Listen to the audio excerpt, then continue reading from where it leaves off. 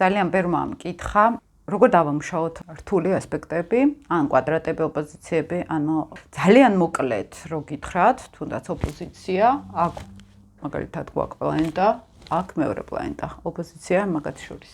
აქ კვადრატურა იქმნება. ზოგადად, ვინც უკვე ამ დონეზე ერკვევა ასტროლოგიაში და მაგალითად ასპექტების დამუშავებაზე ვლაპარაკობთ, ძალიან ისეთი მნიშვნელოვანი რაღაც მინდა გითხრათ. რას ნიშნავს კვეთრად, გამოხატულად დაკვადრატებული რუკა? და ყველა პლანეტა არის ჩართული რაღაც ბევრ ნეგატიურ ასპექტში, მაგალითად. საერთოდ თუ არ არის ჰარმონიული ასპექტები რუკაში და მხოლოდ ნეგატიური ასპექტები არის, ეს საკმაოდ რთულ ცხოვრებას მიანიშნებს პოტენციურად. ასტროლოგიაში ასე ვამბობთ ხოლმე. რთულ პიროვნებას მიანიშნებს, რთული ხასიათის ადამიანს მიანიშნებს, მაინც, რომელსაც შეიძლება ბევრი წინაღობა პრობლემა შეხვდეს ცხოვრებაში. ეს თვალსაჩინო არის ხოლმე. განსაკუთრებით თუ მზე არის აქ აქცენტირებულად ნეგატიურ ასპექტებში და თუ არის თან ჰარმონიული ასპექტები, მაგრამ თან ნეგატიური ასპექტებიც დაბალანსებულად.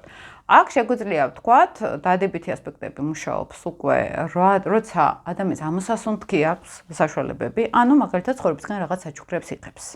ვიღაც რაღაცას უკეთებს, მაგალითად შემოსდის რაღაც სიტუაციები, რომელიც ხა დიდად თვითონ არ იშრომა ამისთვის.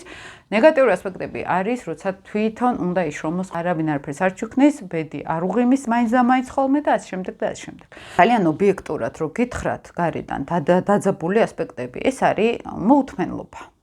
ეს არის შინაგანი შფოთვა, რომელიც გამოიწვია ტრამვებმა. ეს არის ნეგატიური მოვლენები ცხოვრებაში. უფრო სიღრმისეულად თუ წავყვეთ, ეს არის ადამიანის, მაგალითად, როგორ ვითარდებოდა ემბრიონის პერიოდში. გარემო როგორი ქონდა, დედა როგორი იყო შინაგანად. და კიდევ უფრო სიღრმისეულად თუ წავედით, დაუმუშავებელი პლანეტები, ანუ კვადრატურა, ოპოზიცია, შეერთებაც გარკვეულწილად მძიმე პლანეტების, ეს არის კარმულ ასტროლოგიაში წინა ცხოვრებიდან მოუგვარებელი პრობლემები, რა წამოიღო ადამიანმა. და ჩვეულებრივ გენეტიკურ ასტროლოგიას თუ შევხედავთ, ეს არის ჩვენი წინაპრების მოუგვარებელი პრობლემები, რომელიც ჩვენ გადმოგვეცა.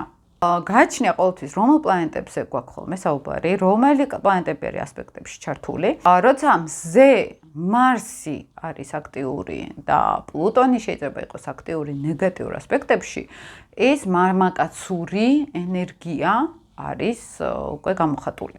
თუ არის ვენერა მთვარე ასპექტირებული ნეგატიურად, ეს ქალური ენერგია არის გამოხატული.